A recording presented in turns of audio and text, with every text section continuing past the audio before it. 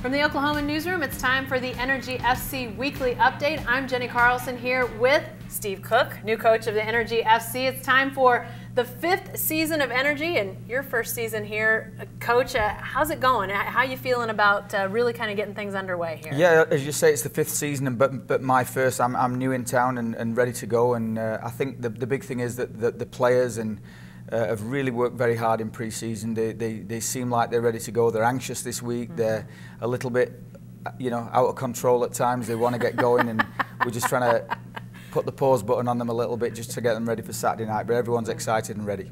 You've got 12 new players on this roster, 11 returning from last year's team, all new to you, obviously. But how have you seen, when you've essentially got a 50-50 split, how have you seen this team work when you've got 11 guys that have worked together before and then this new crop of guys? I think that's really interesting, and as you know, 12 individuals that are new, 11 that are not new, but how they all come together as one group and as a team and the collective is really the most important thing. And credit to the guys that were here before, because they've really embraced the process. They've really embraced new players and a whole new coaching staff as well.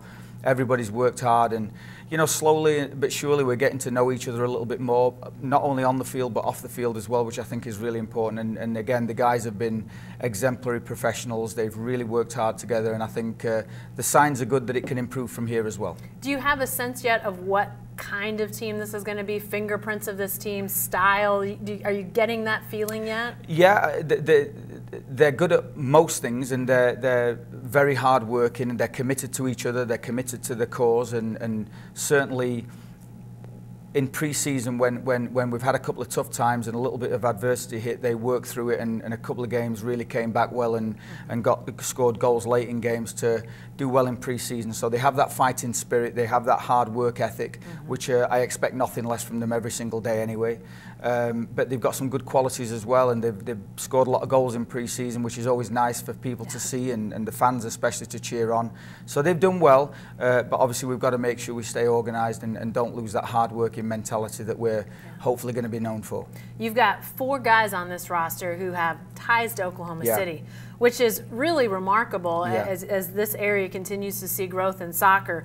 What's the importance of having that kind of local flavor on this roster in your mind? I think any time you can bring local people in that are good people and good players, and really it enhances the whole group, because they know what it's like to play for their hometown club. They know what it's like when they pull on the jerseys, the importance of that, and they can then pass on some of that to the players that are maybe not only not from the USA, but we've got players from all over the world.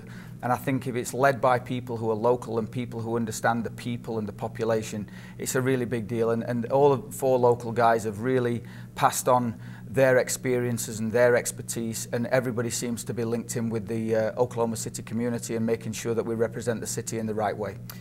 In addition to those local guys, the club was recently named a Girls Development Academy by U.S. Soccer. Pretty big move here for the club to have this added to the development phase when we're talking about local players. What's the impact? You've been involved with development of players for a long time in your career. The Development Academy is the highest level of youth soccer currently played in this country at the club level. Obviously, it gives an integrated pathway for us from not only our youth programming through the Development Academy, and then hopefully players get the opportunity to then go to college and hopefully play professional soccer as well, whether that be male or female. It's all the same. They've got great opportunities here to grow. And on the girls' side here, we're really excited to get moving with that program, because we think it not only opens up opportunities, but it will also enable us to build an environment and create a culture of excellence on a daily basis, and hopefully from that program some young female players and hopefully some male players in the future as well will come through and really achieve their dreams. We're going to give them an opportunity to work hard, to on an everyday basis be as professional as they can be at that young age, in the hope that one day they can maximize their potential and hopefully reach their dreams. We were talking about realizing dreams. We saw some footage from your opener, your home openers this weekend, but you've already opened. Talk a little bit about that first game. What were your impressions of this group in game 1? Well, of all of our games, what has really impressed me about the group is their ability to listen, to understand, to really try and implement some of the tactical programs that we're trying to implement. And they've really worked hard together. And You know, it's difficult for players, especially when they don't know each other that well, but the one thing that will always bind a team together is the next guy having the next one's back. And if a player makes a mistake, the other one makes up for it. And if a player then, as he's having a difficult day, his team rally round and lift him up until he gets back on the same wavelength. And I think the one thing that hits me with this group is that no matter what, they've been great guys, they've been great teammates, they've worked hard no matter what the situation, every single day, whether it's training or games.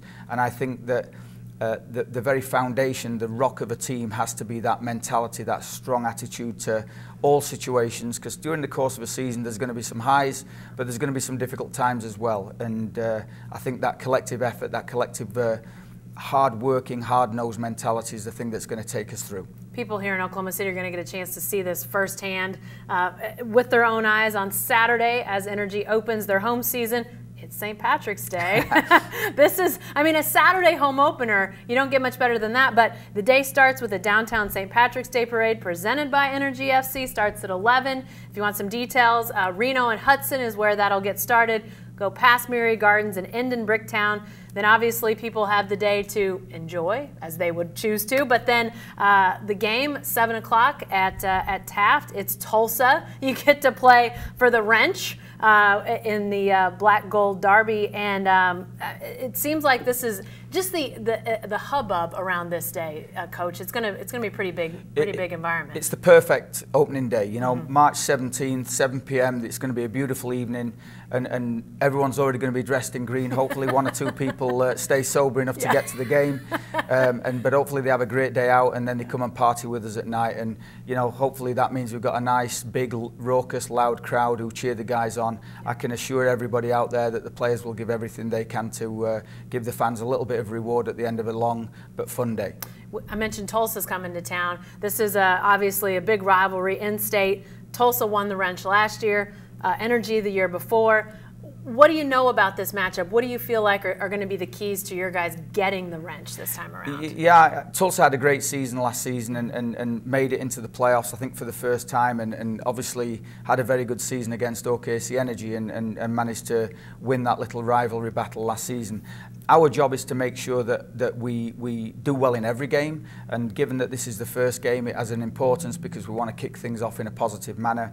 But again, you know, there are 3 points available, and after this game there'll be 99 more available for us to get. So I don't want to get too carried away thinking that this is the make or break in the season, but obviously as players and coaches we know the importance to the fans of any rivalry game. I've been involved in a few in my time, and there's nothing like winning some of those rivalry games and seeing a big smile on the fans' face at the end of the day. Well, it's not only opener, but a lot of fan friendly stuff going on. If people are headed out, Coop Ale Works is now the craft beer partner. Coop products being served in the stadium. There'll also be a new fan supporter section, the 46. There'll be a drone delivering the game ball. Local soccer teams will be honored. The kids zone's in full effect. Pizza for sale, concessions, local food trucks. Obviously St. Patrick's Day. There's going to be a bagpiper there, Coach. I asked you before we started if you knew the bagpiper. I was hoping you said no, but still, I mean, just tons of fun for people out there. It really is, and I think it is a family day, and it is a day where everybody gets to, you know, go party and enjoy themselves in whatever way they want to see it, and hopefully at the end of the afternoon we can be a highlight of the day for everybody and give everybody something to cheer about and something to really finish the day off. And however your day looks, if it ends at Taft with a win, it's going to be a great day. All right, kick is at 7. Gates open at 6. Just a note that if you're coming out, there's going to be extra security measures at all games this year, so you want to make sure to get there a little bit early. Again, gates open at 6. Kick is at 7, so you can get all information as well as tickets at energyfc.com. And be sure to stay with the best coverage team anywhere at newsok.com and every day in the Oklahoman.